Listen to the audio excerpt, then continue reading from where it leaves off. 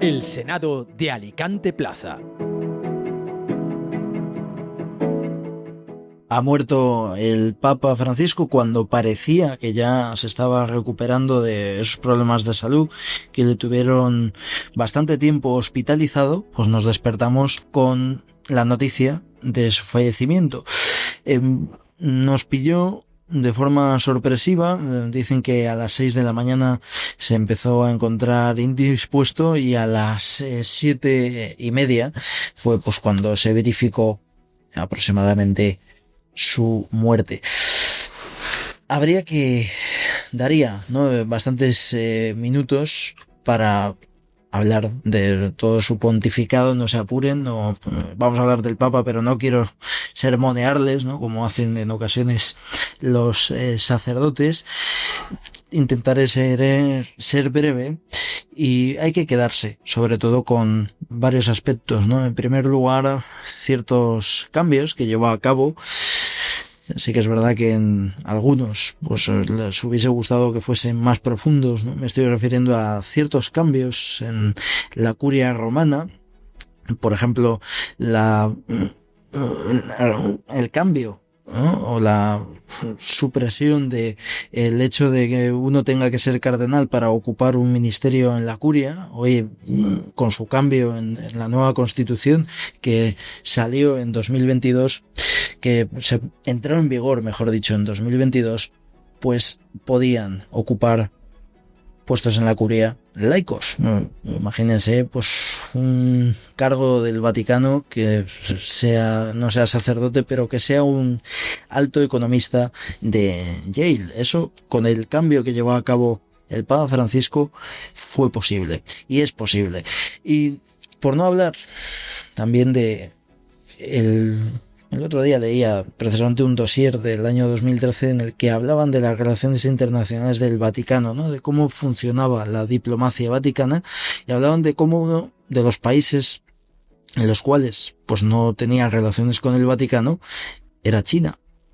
Recuerden que eso está publicado anteriormente, no es actual, pero gracias al Papa Francisco eso quedó obsoleto, porque sí que hubo, gracias a él, gracias a encontrar la mano izquierda necesaria, pues un acuerdo con China, un acuerdo con el gobierno chino, en el cual se puso coto y se terminó por fin con la persecución religiosa. Recuerden que no hace tanto tiempo ir a misa en China era motivo de encarcelamiento y era considerado delito. Su funeral está siendo hoy sábado. Cuando ustedes están escuchando este podcast, van a asistir líderes de la talla de Zelensky, el presidente de Ucrania, Donald Trump, el presidente de Estados Unidos, o Emmanuel Macron, el presidente de la República Francesa.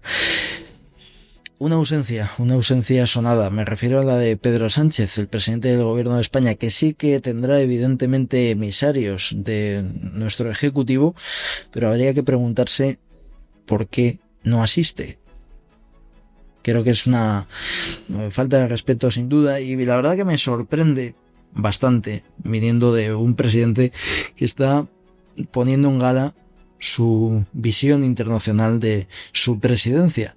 Creo que más allá de el poco tacto de no asistir a un funeral de esa envergadura, de esa importancia, también creo que está perdiendo cierta perspectiva internacional, está perdiendo una oportunidad, permítanme la frivolidad, de estar donde hay que estar.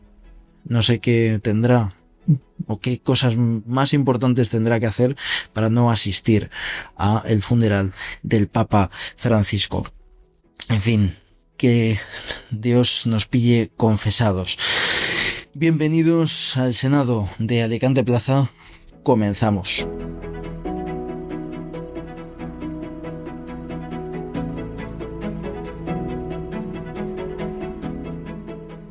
Nos vamos como siempre, y en este sentido literal, porque el capítulo de hoy, el podcast de hoy, lo estamos grabando aquí, a Pincho Nancó, nuestra librería de cabecera. Y hoy había que traer un libro elemental para entender parte del pontificado, o no del pontificado, sino la forma de pensar que tenía el Papa Francisco y para entender a los diferentes líderes, y el Papa Francisco era un líder no solo espiritual, sino que también tenía una proyección internacional a nivel político, pues hay que leerles, ¿no? Siempre se dice, ¿no?, que cuando uno lee es como si conversara con el autor del libro. Y si quieren ustedes conversar con el ya ausente Francisco, pues les recomiendo la carta encíclica, su última encíclica, Dilecit Nos. Disculpen si no lo he dicho bien, pero el latín no era lo mío, ¿no? Yo era de letras puras, pero nunca se me dio bien, ¿no? Menos mal que el de arriba no me llamó al seminario porque me habría quedado en la estocada, ¿no? Y en esta encíclica habla sobre el amor humano y divino del corazón de Jesucristo.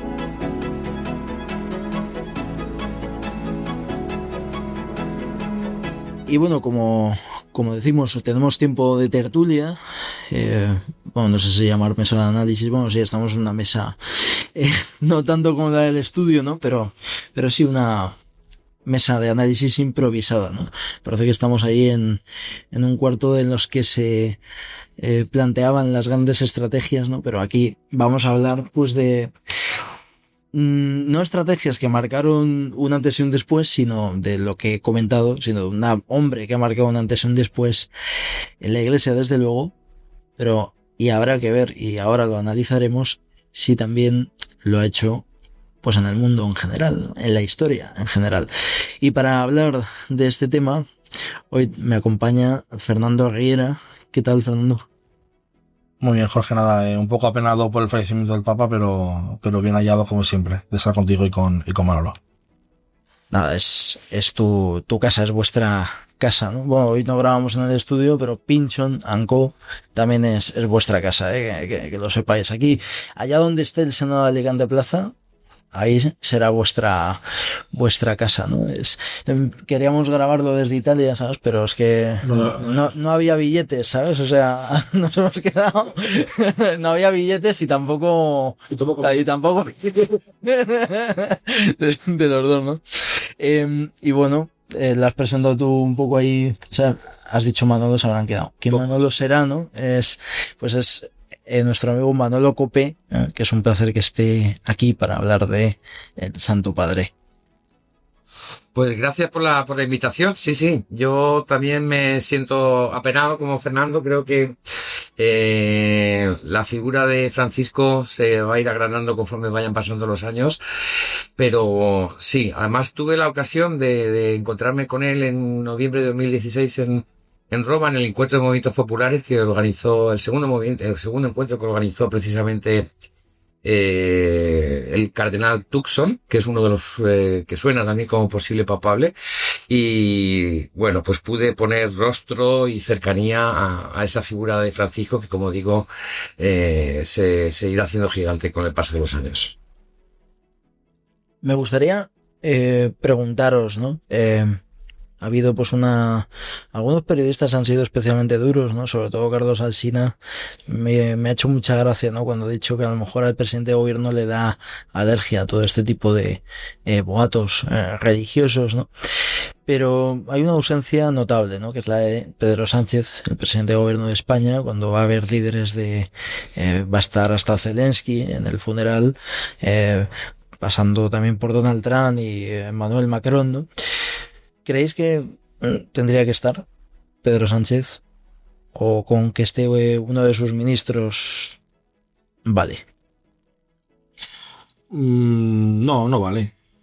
No vale, pero bueno, al final para este tipo de acontecimientos siempre es bueno tener una jefatura del Estado consciente de la relevancia de los acontecimientos que van teniendo lugar, y en este caso tanto el rey como la reina van a estar en el funeral. Entonces, bueno, pues los españoles estaremos representados por nuestro jefe de Estado, tanto si creemos en la estructura de la corona como si no, eso no nos compete hoy.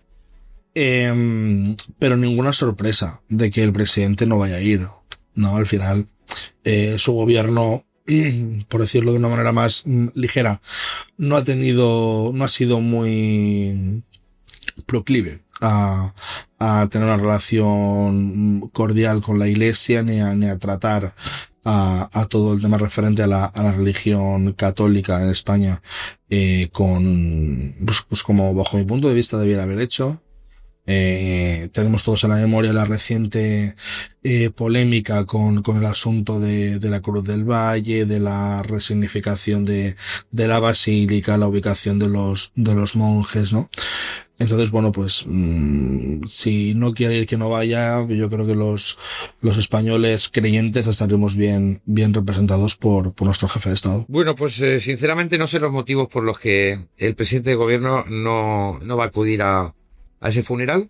Lo acaba de decir Fernando también, vamos a estar representados por el jefe de Estado, y en ese sentido, bueno, pues yo creo que la representación institucional, el cupo, digamos, pues está cubierto. Otra cosa es que entremos en valoraciones, que yo ya digo que no sé ahora mismo cuál es el criterio que ha tomado el presidente del gobierno para ir, o para no estar, mejor dicho. Y de todos modos, conforme nos vamos enterando de las personas que sí que van a acudir a este momento, pues nos damos cuenta de la relevancia de la figura de Francisco, ¿no? Que no ha pasado indiferente, yo creo, que a nadie en ningún rincón del mundo. Y eso, cuidado, que hay que decirlo, ¿no? Creo que ha sido un referente de una autoridad ética a nivel global que ningún político, sinceramente, creo que ha estado a la altura de su compromiso y de su voz siempre en favor de la gente más empobrecida, y curiosamente, repasando un poco los viajes que había hecho, ¿no? Pues ha viajado a países que ningún pontificado anterior había viajado, ¿no? Se creía mucho eso de que había que ir a las periferias, ¿no? En fin, de todo caso, ya digo que la lectura política se hará lógicamente en función de la ideología que pueda tener cada uno, de la ausencia o la presencia del presidente, pero ya digo que la presencia, creo que va a haber una delegación más que puede cubrir sobradamente la representatividad institucional de nuestro país. Estamos ahí con unos medios, al final, como hemos tenido que mover el estudio a pincho, ¿no? Cuando estaba Fer, que te tenía que pasar el micro, casi le digo, pásale el micro, ¿no? Pásale la botella, ¿no? Además estamos haciendo algo muy evangélico, ¿no? Que es Jesús dividió los panes y los peces, pues nosotros hemos dividido, gracias a Dios, para hablar del Papa Francisco, un micrófono, ¿no? Para hablar los tres, ¿no? Esto es ingeniería logística, ¿no? Quería preguntaros, ¿no? Tú lo has abordado, Manolo, ¿no? Me has leído la mente, ¿no? ¿Hasta dónde trasciende el papel del Papa Francisco, ¿no? Porque sí que es verdad que curiosamente creo que por lo menos a nivel de ritual, ¿no? De cuando uno va a misa y demás, parece que han sentido más la muerte los ajenos a la Iglesia que los que están dentro, ¿no? Bueno, yo no creo que eso sea del todo así, ¿no? También se hace desde fuera de la Iglesia y de entornos, no sé decir, no creyentes. Se hace como una lectura un poco interesada o oportunista de lo que es el legado del Papa Francisco. O sea, el Papa Francisco no es algo fuera de la Iglesia. De hecho, la Iglesia, él es el sucesor de Pedro, el primer Papa de la Iglesia Católica, ¿no? Entonces, ya digo que se hace un poco una lectura interesada porque tenía un mensaje, vamos a decir, de alguna forma como rupturista, ¿no? No estamos acostumbrados a ver a un papa decir según qué cosas o ir a según qué sitios, ¿no? Manolo lo ha deslizado antes. Este es un papa muy, muy preocupado por las periferias y de hecho pues sus viajes y todos los mensajes y los gestos que nos ha dejado así lo atestiguan. Pero no considero que los creyentes estemos menos apenados por el fallecimiento de este papa que los no creyentes. Quizás porque nosotros confiamos en que quien le vaya a suceder sea pues quien Dios quiera, que esté inspirado por el Espíritu Santo y realmente tenemos esa confianza en Dios cosa que los no creyentes no tienen, ¿no? Y un poco pues están temerosos, vamos a decir, por quién pueda venir, pero eso no, vamos, yo no nos lo aplico a los que sí creemos en Dios. ¿En quién tienen fe los no creyentes? Pues te lo tendrán que decir ellos. Yo creo en Dios. Eso te lo tendrán que decir ellos. La verdad, yo supongo que tendrán fe en algo, ¿no? Porque vivir sin fe tiene que ser muy, muy triste. Pero, no sé, no estoy yo aquí para hablar por ellos. No soy su portavoz. Yo retomando un poco lo que planteabas, ¿no? De que no se habían alegrado más los de fuera que los de dentro. Yo lo que sí que creo es que este hombre generaba unas simpatías y yo creo que, sinceramente, eso creo que no hay que ser tampoco ningún analista reputado, pero sí que generaba muchas simpatías en políticos de izquierdas que muchas veces, tú lo has dicho al principio, ¿no? Como por el caso de Rufián, ¿no? Que no pensaba que le iba a dar pena que se muriera un papa. Porque yo creo que este hombre era profundamente humano, profundamente sencillo, era como un cura de barrio, como un obispo entregado a su pueblo, y cuando estuvo de cardenal en Buenos Aires, ¿no? Yo creo que esa impronta suya la ha intentado llevar al papado, y eso no es sencillo porque lógicamente hay una maquinaria de todo lo que significa la diplomacia, todo lo que significa un Estado como el Vaticano, pero yo sí que creo que es de justicia decir que este hombre ha generado cierta simpatía, ya no digo solamente de él, sino de la propia Iglesia, a gente que ha estado muy alejada y que no quería saber nada de la Iglesia porque la veían como una maquinaria retrógrada, envejecida, que no tenía nada que aportar a la sociedad. Y yo creo que en ese sentido sí que es pues su mensaje sobre la justicia, sobre la ecología, el tender puentes, el acercarse a todas las religiones, su apuesta decidida por el diálogo. Yo creo que todos esos llamamientos han tenido ya han calado y han llegado pues a mucha gente que no quería saber nada en principio de la Iglesia.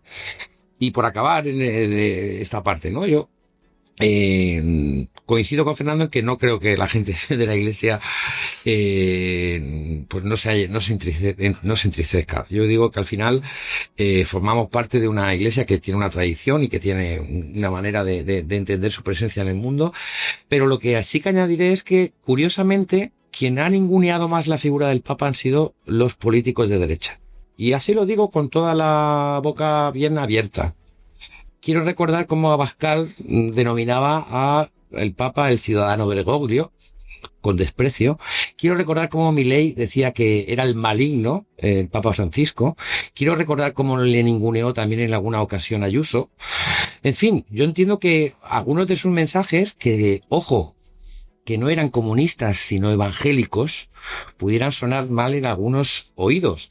Pero es que la doctrina social de la Iglesia lleva muchos años hablando de estos temas y por tanto el Papa Francisco simplemente ha actualizado esa doctrina social de la Iglesia y esos valores que son universales y que es verdad que el Papa encarnó de una manera magistral y eso le generó también pues eso, cierta animadversión por parte de algunos políticos. Por tanto, yo creo que ha habido sinceramente más tristeza en la parte política de la izquierda que en la parte política de la derecha, y a los hechos me remito, en cómo menospreciaban y humillaban al Papa Francisco. ¿Creéis que, cómo decirlo, no? Ha cambiado tanto la Iglesia. He hablado al principio en el editorial de algunos de los cambios, de algunas de las lanzas que ha roto, que antes había como cierto miedo o no se había tenido quizá la destreza o la mano izquierda necesaria. Con esto no quiero decir de que el Papa sea de izquierdas, con lo de la mano izquierda, es que nadie se asuste, ¿no? El Papa Francisco, esto ya lo decían algunos santos, creo que era más de Cristo que de izquierdas, ¿no?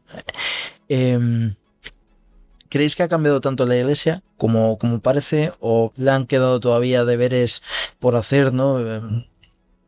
No solo la Iglesia, sino también una forma crónica de hacer política por parte de la curia, ¿no? Que se ve claramente en la película Cónclave, ¿no? Y que, bueno, se planteó En lugar de conclave se plantearon llamarla como una versión mejorada de House of Cards, ¿no? House of San Pedro, ¿no? Permitidme esta broma, ¿no? Bueno, a ver, creo que seremos más conscientes, ¿no? Y Manuel también lo ha utilizado un poco antes. Seremos más conscientes del calado y de la profundidad y del efecto y de las consecuencias de todos los cambios que ha aplicado, que ha, digamos, abierto el camino.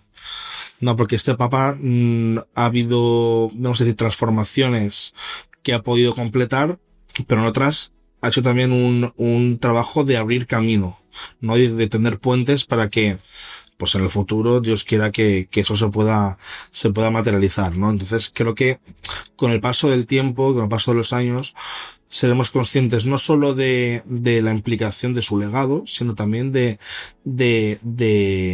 resultado que da las transformaciones que él ha iniciado, ¿no?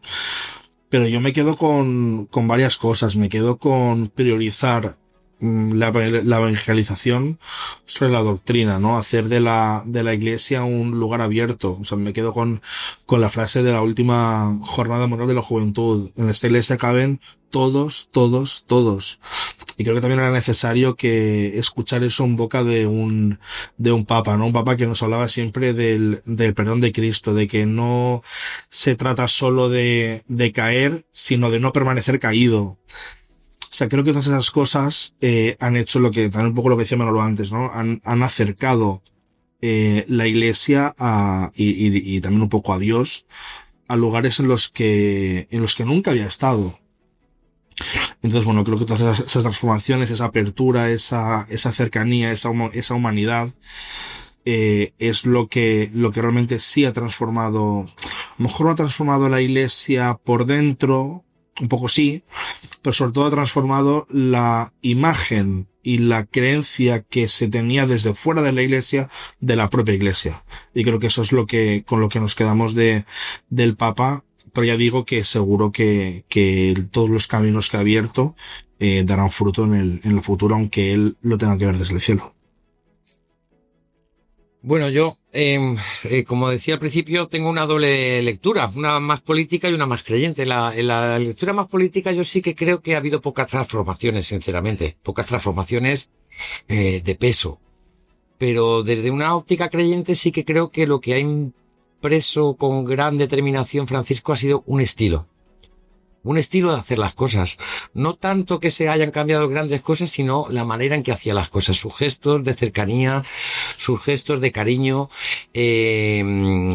Bueno, por poner dos ejemplos, ¿no? Esos encuentros de los movimientos populares de todo el mundo con el Papa Francisco para mí han sido muy potentes. Es decir, los mensajes del Papa Francisco respecto a en esos encuentros que eran tierra, techo y trabajo como tres grandes derechos universales que toda la humanidad debe de disfrutar y que se asientan precisamente en la doctrina social de la Iglesia, me parecen que han sido brutales. El tema de haber organizado encuentros con sindicatos de todo el mundo en el Vaticano, ¿no? Muchas veces los sindicatos que están muy demonizados, pues el Papa Francisco, ya digo que a lo mejor no son grandes cambios de transformaciones, pero sí que es un estilo de buscar diálogo, encuentros con quien supuestamente a lo mejor o teóricamente no se encuentra tan cerca de la Iglesia, ¿no? Pero yo creo que ha sido su obsesión.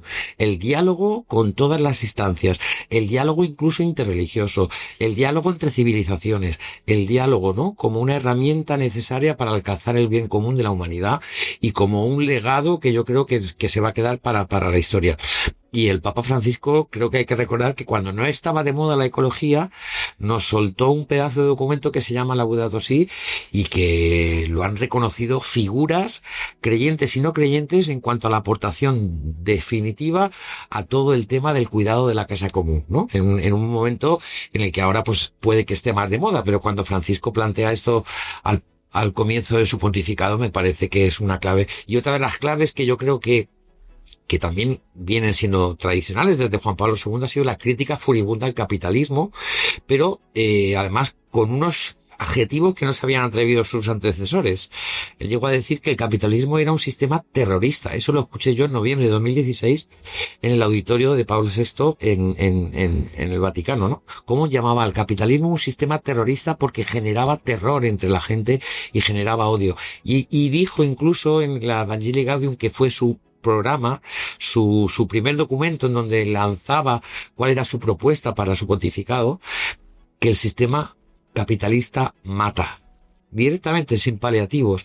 Creo que esa manera de hablar tan contundente era necesaria, porque a veces se caen eufemismos, incluso gente que estamos en la iglesia, pues a veces caemos en eufemismo para no lastimar, para no herir, para no, pues yo creo que en ese sentido se sintió muy libre.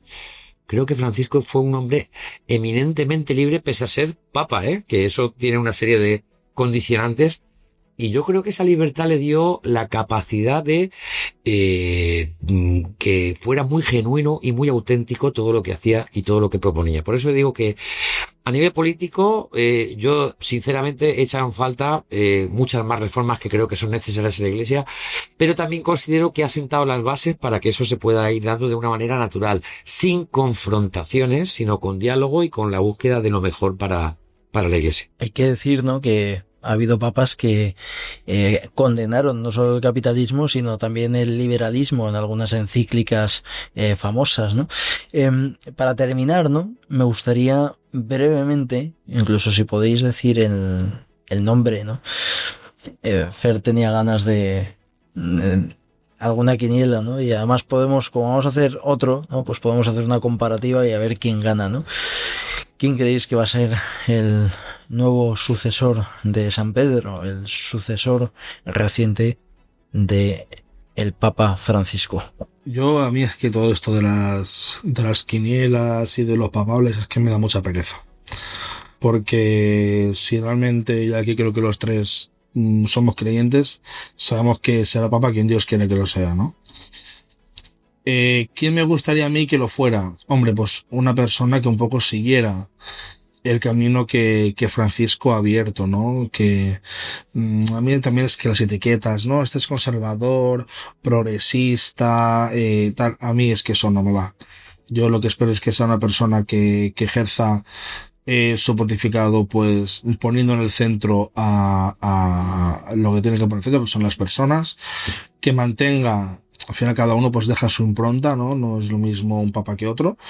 Pero bueno, pues que siga un poco la senda que el Papa Francisco ha marcado, que es el que realmente ha acercado mucho la Iglesia a la gente. O sea, la Iglesia se ha dejado de entender como un ente lejano, abstracto, elitista, como una institución retrógrada, machista, etcétera, sino que es realmente la casa de todos, ¿no? Y de verdad que espero y deseo que el próximo Papa pues abrace todo esto y lo haga suyo. Bueno, yo estando de acuerdo con lo que acaba de decir Fernando, sí que me voy a lanzar al ruedo, ¿vale? Me voy a lanzar al ruedo de una posible quiniela, pero como dice Fernando, yo lo que a mí, dentro de mis escasos o nulos conocimientos de todo lo que supone la diplomacia vaticana, creo que sería más razonable.